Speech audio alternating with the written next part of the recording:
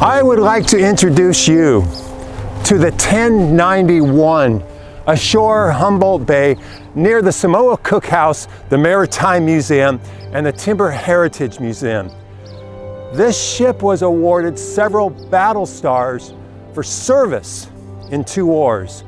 During World War II, it landed troops during the Battle of Okinawa.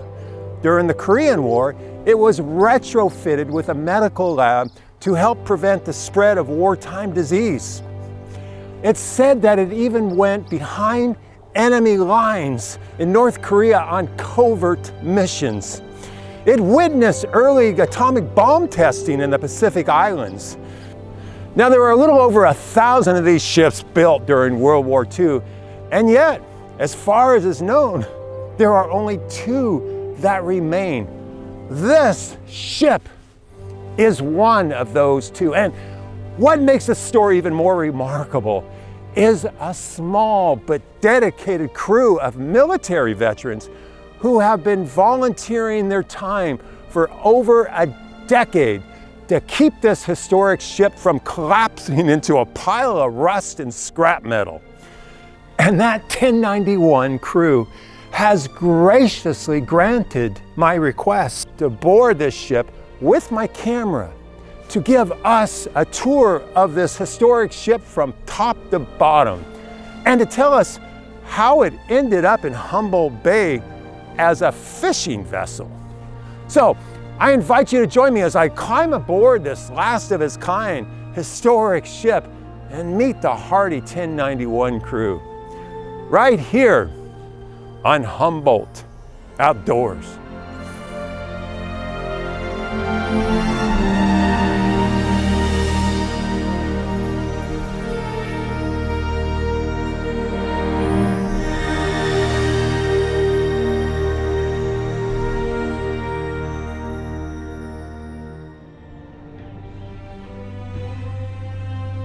Requesting permission to come aboard.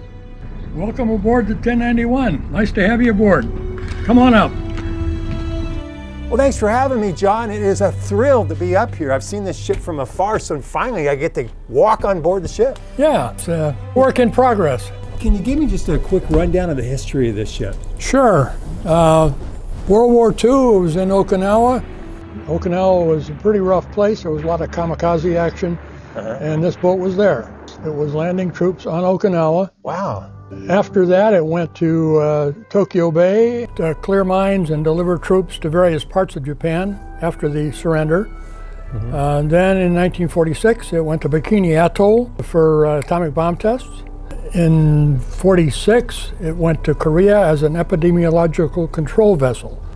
And this vessel was set up with doctors, with a full laboratory, with laboratory technicians, and it went wherever it was needed to take its samples and to develop vaccines or whatever else was needed. And it was the only one the Navy ever had, and that makes it really unique. After the Korean War, the LSIL 1091 flew drones, and they had a launching ramp on the bow, and they drew 16-foot wingspan drones for anti-aircraft fire practice. It worked out really well. It was the last job the boat had, and it was the smallest aircraft carrier in the Navy.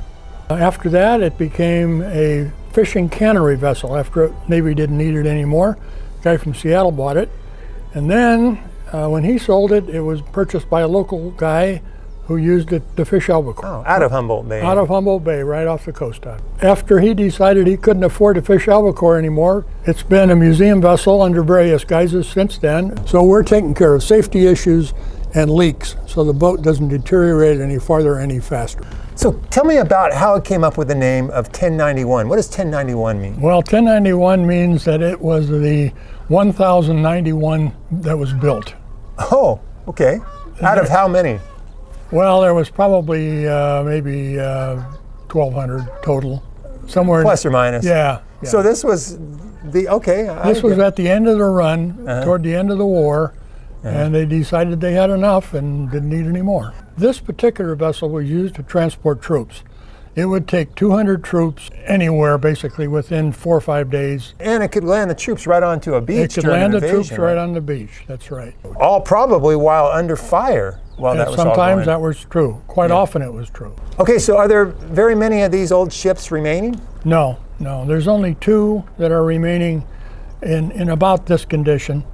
And as you can see, this one has a really interesting history. Yes. And we hope to save that history and let people understand what it was. Hopefully, we'll be able to bring this boat back to what it was, either in Korea or in World War II, or a combination of both, and then have our museum and our place for veterans. Now we're going to take you on a tour of the ship, and we're going to start from the highest point right up there, and let's go. Great, I'll follow you, John.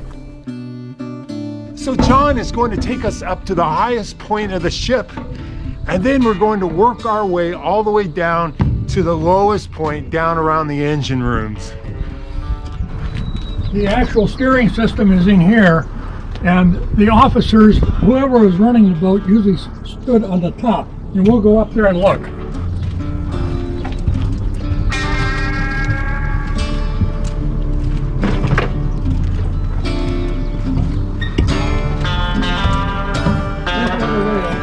All right, this is where the ship was steered from. The officers or whoever was in charge of the vessel at that particular watch would be up here, and they would be able to see everything around them.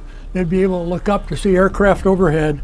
They would have a speaking tube so they could talk to the person that was actually at the wheel down below. They would also have a ship's talker, which is a guy with headphones, so that he could talk to the engine room and talk to other parts of the ship. I notice we're surrounded by heavy steel in this. Is that to protect the crew that were in here? This would protect the crew from what they call shrapnel or splinters. Oh, I see. So if a bomb landed on the deck and the shrapnel came out, they would be protected in this. Even if it landed in the water out there, it would still throw stuff. Ray, let's go inside the ship. We're going to start with the wheelhouse. Okay, I'll follow you, John. Okay. Be careful.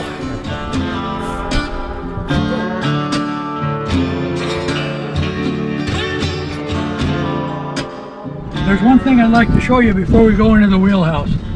These are gun tubs. There's 2 in the back, 2 in the front on this deck, and 1 way up in the bow. They had 20mm machine guns on these gun tubs, and they're primarily for aircraft protection. Let's go to the wheelhouse now.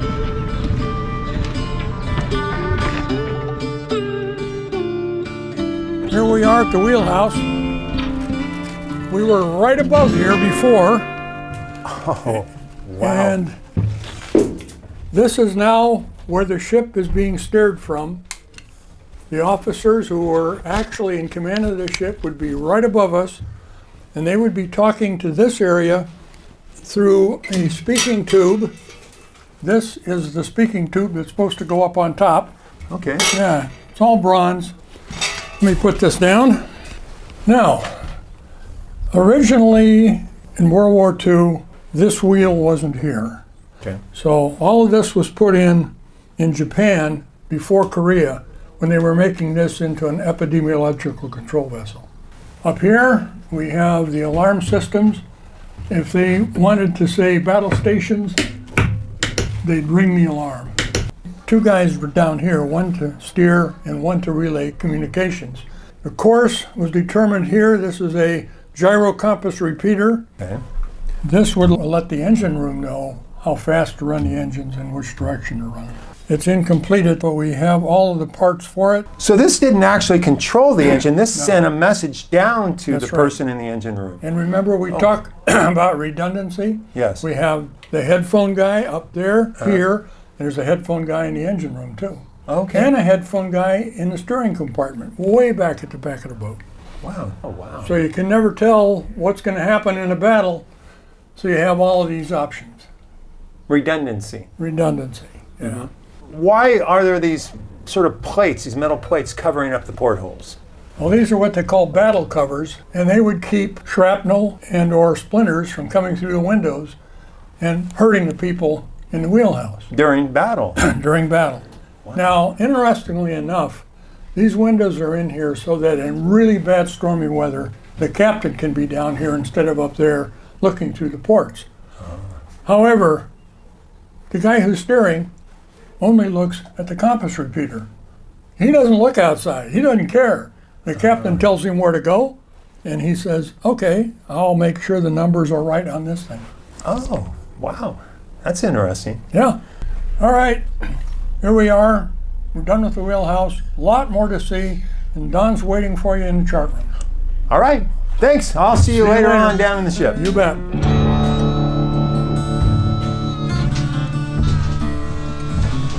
Hi, Don. Hey, thanks for meeting me here. Boy, this room is pretty small. This is the chart room. This is where the ship's navigator would use various navigation tools to establish where the ship is at any point in time and plot its future course. Why was this room right next to the wheelhouse? Because it was where they could get and give information back and forth to the captain very easily, because the captain was right up above us. Let's go down and look at the radio room. All right, I'll follow you, Don. Watch yourself going down this ladder. Be careful about this. Knock your head on that very easily. Okay, Don is taking us down to the main deck. Now, this is the area where the crew did most of their work, where they ate, where they socialized. The troops that were being transported generally didn't come into this main deck area. They were mostly kept below. And later on, we'll be going down below to see what it was like down in the troop holds.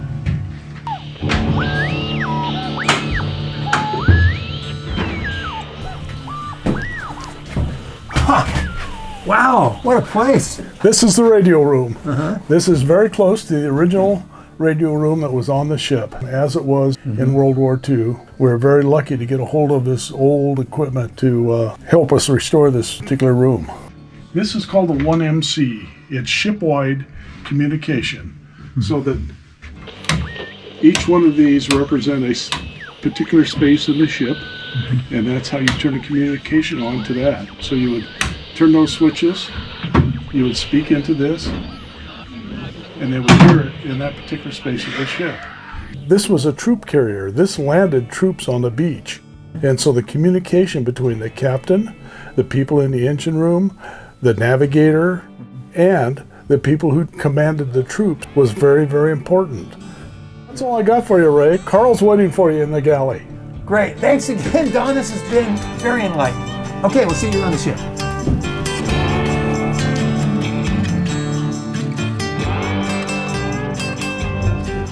Hey, down here, we're going to show you the galley.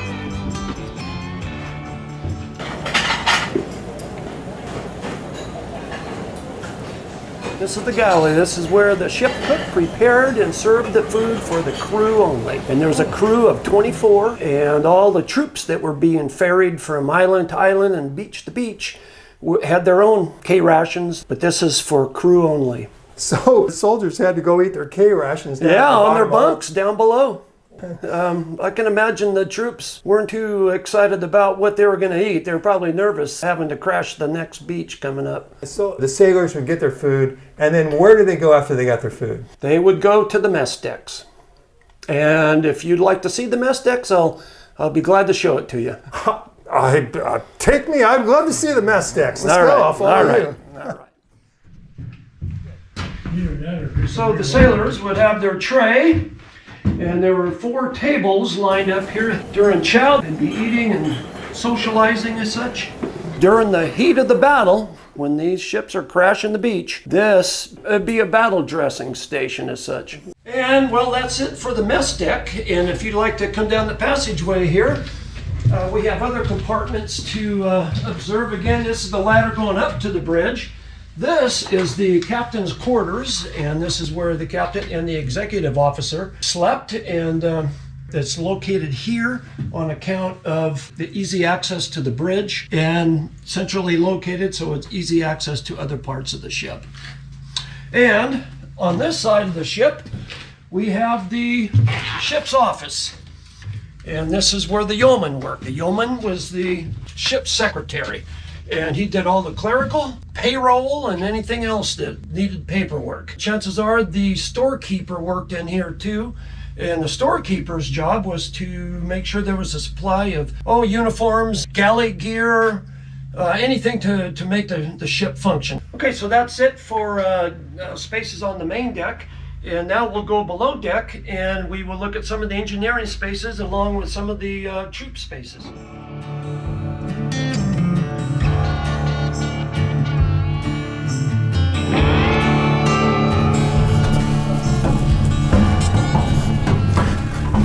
Okay, for the second part of the ship tour, we'll be going down into the lower decks. In the lower decks, we'll find the troops compartments, the crew compartments, also the engine room and the steering room. It's dark down there, so Carl had to go turn on some auxiliary lighting, but for now I have a flashlight. Okay, let's go.